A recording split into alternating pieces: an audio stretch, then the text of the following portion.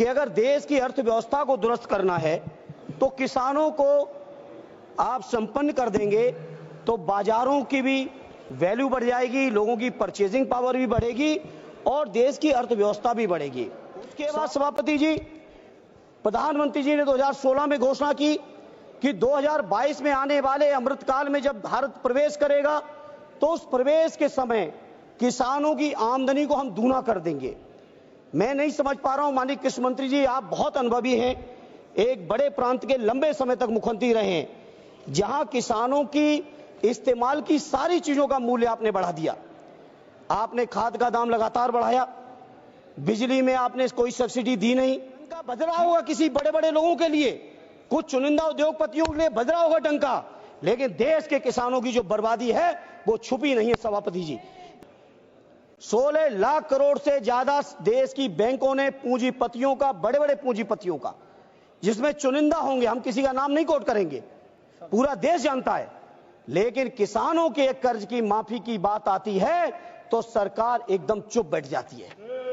यही ये कहां के नौजवान थे?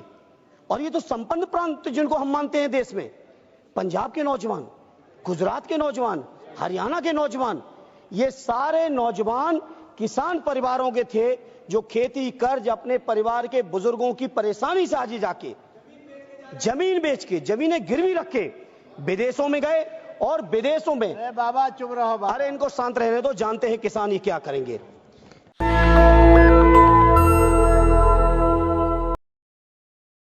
अध्यक्ष जी, आपके माध्यम से हम आभार व्यक्त करना चाहते हैं अपने राष्ट्रीय अध्यक्ष आदरणीय अखिलेश यादव जी का भी, जिन्होंने पार्टी की ओर से मुझे यहां पर किसानों के मुद्दे पर अपनी बात को कहने का मौका दिया।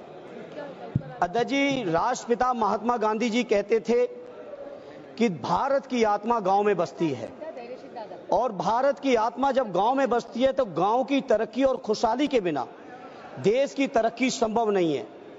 सदैव नेताजी ने हमेशा कहा कि भारत की तरक्की और विकास का रास्ता अगर कहीं से निकलता है तो खेतों और खलिहानों से निकलता है। अर्थव्यवस्था के बहुत बड़े बड़े विद्वान इस सदन में मौजूद हैं।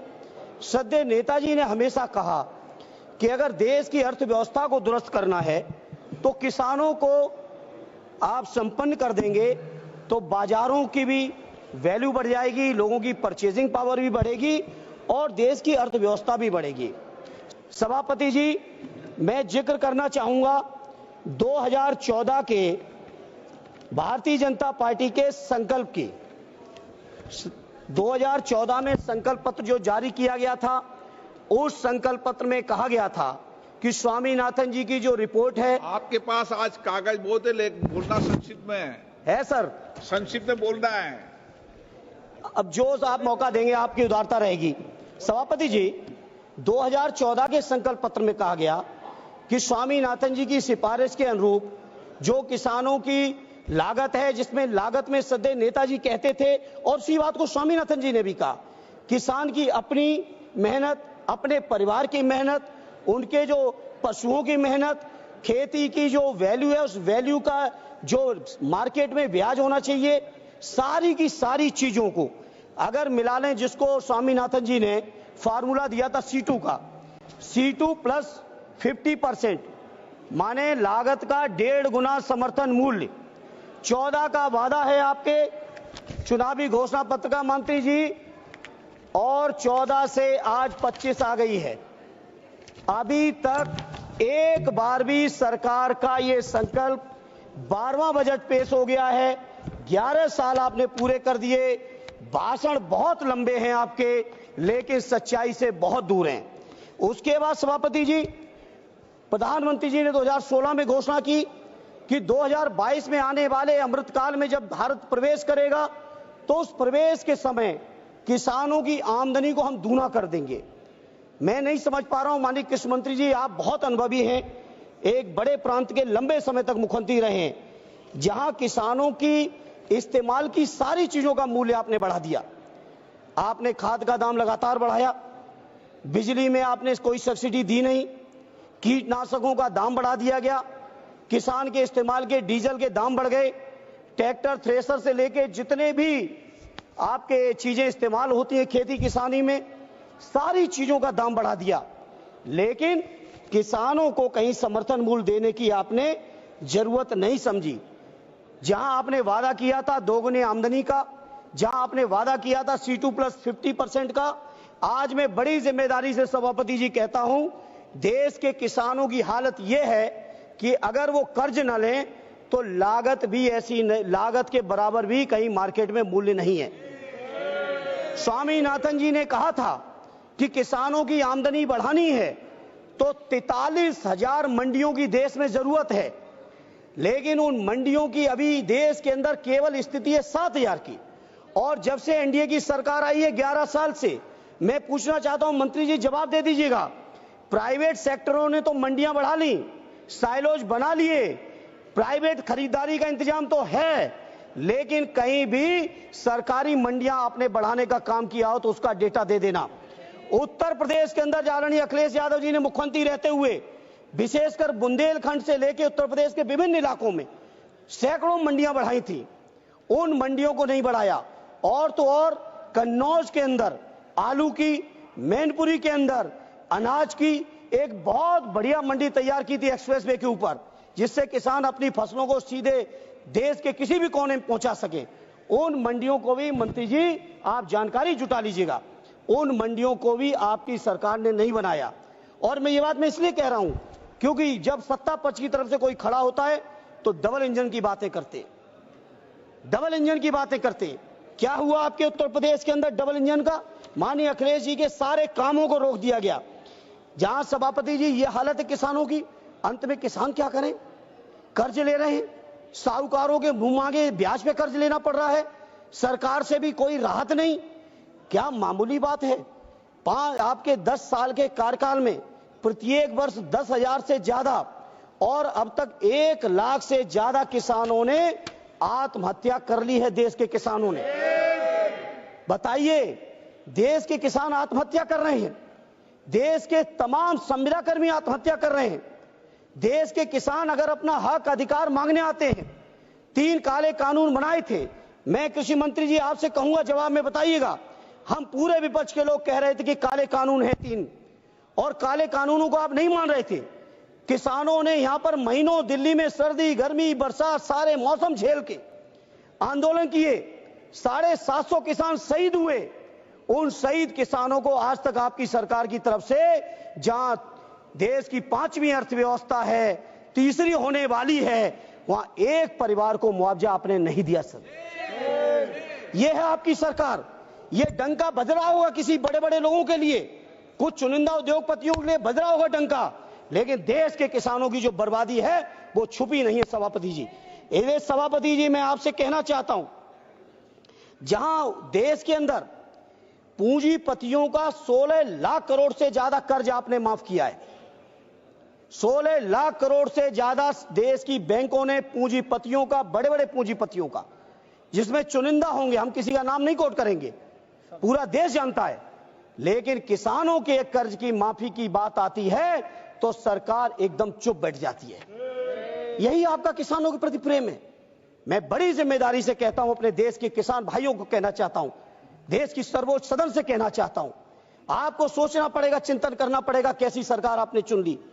कितना प्रधानमंत्री जी के नाम पे झूठी बातों को आप विश्वास कराओगे लोगों को? कह रहे कितना दिया है, उससे एक मिनट साहब, जितना दिया है सुन लो, उससे ज्यादा आपने जो यूरिया की बोरी 50 से 40 कर दी, उसमें काट लिया है। उससे ज्यादा आपने जीएसटी में वसूल लिया। आप बताओ, ट्रैक्टर पे कितना जीएसटी है, यूरिया पे कितनी जीएसटी है, कीटनाशकों पे कितनी जीएसटी है? जीएसटी के माध्यम से आपने वसूल लिया है। एक हाथ से 1 रुपया देते हो, दूसरे हाथ से 10 रुपए खींच लेते हो किसानों से। किसान सुन रहे हैं देश के, इसलिए मैं सभापति जी कहना चाहता हूं, आज किसान मजबूर है। मैं एहसास है, मेरे पिताजी आज भी खेती किसानी में रहते हैं, आज भी गौशाले में रहते हैं, मुझे एहसास है किसानों के दर्द का। सभापति जी, किसानों को यह हालत थी पहले, जब कभी भी अगर किसी किसान परिवार से ये कह दो कि गांव छोड़ दो, जमीन छोड़ दो, शहर में चल के बस लो, नौकरी कर लो, तो वो नहीं तैयार होते थे। और आज सभापति जी किसान इतना मजबूर हो गया है कि खेती छोड़ के शहरों में रिक्शा चलाने को तैयार है, शहरों में आपके मजदूरी करने को तैयार है, कोई भी काम करने को तैयार है। अब किसानों ने समझ लिया है कि उनका और उनके बच्चों का भविष्य अब खेती में नहीं रहा। और यही कारण है, बहुत से सर्वे आए देश में, जब पूछा गया किसानों से कि आप खेती करना चाहते हो कि नहीं करना चाहते हो, मेजॉरिटी के किसानों ने कह दिया कि हम खेती नहीं करना चाहते। यह हालत है। देश के 50% से ज्यादा किसान आज भी हैं सभापति जी, जो कर्जों से डूबे पड़े हुए हैं। इसे मैं आज इस मौके पर कहना चाहता हूं, ये सरकार हो चाहे इनके प्रांतों की सरकार हो, और प्रांतों में भी विशेषकर उत्तर प्रदेश की सरकार के बारे में कहूंगा, किसानों को रोजगार दिया नहीं। हां, एक रोजगार माननीय मंत्री जी आपकी सरकार ने किसानों में दे दिया, और किसान परिवार के सभी लोगों को दे दिया, चाहे 2 डिग्री टेम्परेचर हो, 3 डिग्री टेम्परेचर हो, कोहरा हो, तुषार हो, बारिश हो, मूसलाधार बरसात चल रही हो, या गर्मी की तपन हो 50 डिग्री से ऊपर की, हर परिस्थिति में किसान परिवार की महिलाओं को, किसान परिवार के बच्चों को, किसानों को स्वयं अपने खेतों की रखवाली करनी पड़ रही है पूरे उत्तर प्रदेश के अंदर छुट्टा जानवरों से। यह हालत कर दिया आपने किसानों की। कहीं ना कहीं मैं समझता हूं किसानों की दुर्दशा आप सब लोग सुनियोजित तरीके से कर रहे हो, क्योंकि ये किसान जो समाज है बहुत स्वाभिमानी समाज है, बहुत जज्बाती समाज है। ये सरकार की गलत नीतियों का जम के विद्रोह और विरोध भी करता है। इसलिए सरकार चाहती है किसान कर्ज में उलझे रहें, किसान अपनी समस्याओं में डूबे रहें, किसानों में कहीं संपन्नता ना जाए। किसानों में संपन्नता आएगी तो उनके परिवारों के लोग नौकरी से लेकर सम्मान स्वाभिमान का जीवन जिएंगे। ये सरकार पूरी तरह से चाहती है कि कैसे भी किसान बर्बाद हो। अभी सभापति जी पूरे देश ने देखा, अमेरिका से जंजीर में बंध के नौजवान आ रहे हैं। ये कहां के नौजवान थे? और ये तो संपन्न प्रांत जिनको हम मानते हैं देश में, पंजाब के नौजवान, गुजरात के नौजवान, हरियाणा के नौजवान, ये सारे नौजवान किसान परिवारों के थे जो खेती कर्ज अपने परिवार के बुजुर्गों की परेशानी से आज जाके जमीन बेच के, जमीनें गिरवी रख के विदेशों में गए, और विदेशों में अरे बाबा चुप रहो बाबा। अरे इनको शांत रहने दो, जानते हैं किसान ये क्या करेंगे। ये हर एक में केवल बोलना जानते, बाकी कुछ नहीं। इसलिए अध्यक्ष सभापति जी, किसान परिवार के नौजवानों की हालत ये कर दी आपने 2019 का 5 साल प्रचंड बहुमत की सरकार, सत्ता पक्ष की तरफ से, जयप्रकाश भाई आपका नंबर आएगा भी, सत्ता पक्ष की तरफ से जो खड़ा हुआ प्रचंड बहुमत की सरकार, डबल इंजन की सरकार, 5 साल डबल इंजन की सरकार चलाने के बाद आपका 19 का जो संकल्प पत्र है, उस संकल्प पत्र में आपने कहा कि कृषि ग्रामीण क्षेत्र में 25 लाख करोड़ का निवेश करेंगे। ये 19 का आपका है। 14 से 19 सरकार चलाई, 19 से 24 भी आप ही ने चलाई, और 19 का आपका ये वादा है कि 25 लाख करोड़ किसानों की, हम कृषि उत्पादन को बढ़ाने के लिए 25 लाख करोड़ का निवेश करने के लिए प्रतिबद्ध हैं। तो बता दें माननीय कृषि मंत्री जी अपने जवाब में, आखिर ये प्रतिबद्धता आपके कहां चली गई? उसी के साथ ये भी बता दें माननीय मंत्री जी कि आखिर आपने 2022 जो कि आजादी के अमृतकाल का प्रवेश साल था, उसमें आपने वादा किया था आमदनी दूनी का। आज हम 25 में बैठे हैं, अमृतकाल के भी 3 साल गुजर गए हैं। एक किसान का नाम देश में बता दीजिए सभापति जी, बड़ी जिम्मेदारी से कह रहा हूं माननीय मंत्री जवाब में, और कि इस किसान की आमदनी पहले इतनी थी आज इतनी हो गई, घट गई। नहीं, ये बताएं मंत्री जी, कुछ किसान की डबल कर दिए 16 से 22 के बीच में। हम तो 25 में ये सवाल कर रहे हैं, और इसलिए हुई है क्योंकि किसानों की सारी जरूरत की चीजें महंगी, उन पे टैक्स बढ़ेगा, और किसानों के जब फसल जाएगी तो मंडियां चलेंगी नहीं, है ही कम, जो है वो चलेंगी नहीं, चलेंगी उनमें बहुत सारे दलाल लोग बैठे हैं। किसान अगर सीधे मंडी में देना चाहेंगे तो नहीं देंगे, दलालों के रास्ते से अगर किसानों की उपज जाएगी तो वो चली जाएगी। एमएसपी की घोषणा आपने की है, हम इनकार नहीं करते, लेकिन आप मंत्री जी, आप पे डेटा होगा, आखिर उस एमएसपी का लाभ कितने लोग ले रहे हैं? क्या उस एमएसपी के आकलन के समय आपने कहीं भी किसानों की लागत का आकलन किया था? जो स्वामीनाथन जी ने रास्ता दिखाया था, उस रास्ते पर कभी आप चले थे क्या? ये मैं आपके माध्यम से जानकारी लेना चाहता हूं सभापति जी। सभापति जी, किसानों के बारे में मैं जितनी बात कह दे, आप सोचिए, आलू का किस, अरे जब खजाना तुम पे पहुंच गया भुगतान कौन करेगा? ये कौन सी बात होती है? वित्तीय वर्ष खत्म हो गया था भाई, 15 मार्च को जब कार्यकाल खत्म हुआ तो भुगतान कौन करेगा? और भुगतान क्या कोई एहसान किया, किसी और का किया? किसानों का गन्ना था, किसानों का गन्ना था, उसका भुगतान आपने कर दिया। इधर सभापति जी, उत्तर प्रदेश का तो विशेषकर और कई प्रांतों के साथियों से बात हुई, अन्य प्रांतों में भी सबसे ज्यादा दिक्कत जो आज है किसानों को, सभापति जी सुन लें, छुट्टा जानवर। मेरी प्रार्थना है कृषि मंत्री जी, किसानों की उपज की जब तक वो बाजार में बिक नहीं जाता है, पूरा का पूरा परिवार सर्दी, गर्मी, बरसात, लू, बारिश, हर परिस्थिति में किसानों के परिवार खेतों में पड़े हैं, उनका जीवन नरक हो गया है। इसे सभापति जी आपके माध्यम से मंत्री जी से, सरकार से कहूंगा, एक स्थायी और ढंग से इंतजाम निकालिए। प्रधानमंत्री जी के आप चुनावी भाषण सुनिए, और पता नहीं सरकार में बैठे लोग क्या है कि प्रधानमंत्री जी की भी नहीं सुनना चाहते, प्रधानमंत्री की भी नहीं सुनना चाहते, प्रधानमंत्री की भी नहीं सुनना चाहते आप लोग। केवल धर्म के नाम पर मंदिर, मस्जिद, हिंदू मुसलमान नफरत फैला के, आपको अगर लग रहा है, केवल लग रहा है कि इस तरह से जनता का विश्वास जीत लोगे, तो देश का जनमानस, देश का किसान जाग चुका है। इसे मेरी प्रार्थना है, बहुत महत्वपूर्ण क्षेत्र है, बेरोजगारी का आलम पूरा देश जानता है। आज भी खेती, हमारा क्षेत्र ऐसा है 60% से ज्यादा लोगों को रोजगार दे रहा है। आखिर वो रोजगार देने वालों को मानते, आज अगर कृषि मंत्री जी 60% रोजगार मिल रहा है तो 30% ही ले आते बजट। कृषि अनुसंधान पे आपने कम कर दिया बजट, कृषि बजट आपने कम कर दिया, जीएसटी आपने बढ़ा दी। तमाम तरीके के किसानों के सामने जो चुनौती है, कहीं आपका मंडी का चैन बन नहीं रहा है, कोल्ड स्टोर का चैन बन नहीं रहा है, मार्केट कहीं बन नहीं रहा है, सिंचाई का कहीं इंतजाम है नहीं। तो ऐसी तमाम चीजें हैं सभापति जी, जिनको मंत्री जी को और सरकार को सोचना चाहिए, और नहीं सोचेंगे तो सभापति जी मैं आपको कहना चाहता हूं कि देश के किसान परिवार में बैठे नौजवान बहुत जागरूक हैं, और आने वाले समय में अपने अपने तरीके से लोग जवाब देंगे आपको। इधर सभापति जी, किसानों की तरफ से मैं एक बात कहते हुए अपनी बात को खत्म करूंगा, क्योंकि आपकी भी घंटी हम बार बार नहीं सुनना चाहते, और भी हमारे साथी बोलने को पीछे हैं। बीजेपी के लोगों को लगता है किसानों की स्थिति बहुत अच्छी है। सच्चाई यह है, कृषि विकास दर से लेके, कर्ज से लेके, आत्महत्याओं से लेके, उनके ब्याज से लेके, मंडी से लेके, जीएसटी से लेके, उनके ऊपर मुकदमों से लेके, आप सोचो कि पंजाब के किसान चलते तो हरियाणा सरकार रोक देती है। कोई मामूली बात है? अंतरराज्यीय सीमा तो है, कोई अंतर प्रदेश देशी सीमा तो है नहीं। अंतरराज्यीय सीमाओं में रोक दे रहे लोग, 750 यहां मर गए, इनका कोई कार्रवाई नहीं, शहीदों का दर्जा नहीं, कोई मुआवजा नहीं। इसलिए मैं किसानों की भी समर्थन की मांग करते हुए, वो समर्थन करते हुए अपनी पार्टी की ओर से एक बात केवल सभापति जी,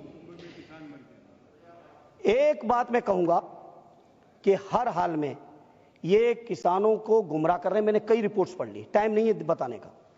गुमराह करते हैं कि किसानों का कर्ज माफ करेंगे तो सरकार पे इतना खजाने पे बोझ आएगा। ज्यादा बड़ा बोझ भी नहीं आना है, ज्यादा बड़ा बोझ नहीं आएगा अगर सरकार करना चाहे तो। इसे मैं सरकार से कहूंगा, किसानों का कर्ज माफ कर दो, और भविष्य में किसान कर्ज ना उन पे चढ़े, उसके लिए भविष्य में कर्ज ना चढ़े, उनकी लागत का 1.5 गुना समर्थन मूल्य कर दो, तो किसानों का भी लाभकारी सौदा हो जाएगा। बस एक बात सभापति जी कहते हुए एक लाइन कहूंगा, जवाब जी, एक मिनट जयप्रकाश जी। अदम गौड़वी साहब हमारे गोंडा के एकदम गांव में बैठे हुए कवि रहे। उन्होंने सरकार के लिए उनकी कही हुई एक कविता बड़ी फिट बैठ रही, बस, तुम्हारी फाइलों में गांव का मौसम गुलाबी है। क्या बात? तुम्हारी फाइलों में गांव का मौसम गुलाबी है, मगर ये आंकड़े झूठे और वादा किताबी है। तुम्हारी मेज चांदी, तुम्हारे जाम सोने के, लेकिन किसान के घर में आज भी फूटी रकाबी है। ठीक है। जयप्रकाश जी, ये है किसानों की हालत माननीय मंत्री जी। आपका टाइम इसलिए धन्यवाद सभापति महोदय। नेशनल दस्तक की आपसे गुजारिश है कि अगर इसको बचाना चाहते हैं तो नेशनल दस्तक को सब्सक्राइब करने के लिए रेड कलर के सब्सक्राइब बटन को दबाएं, फिर बेल आइकन की घंटी दबाएं। नेशनल दस्तक को बचाने के लिए बहुत जरूरी है कि हर खबर को शेयर करें, लाइक करें, कमेंट जरूर करें।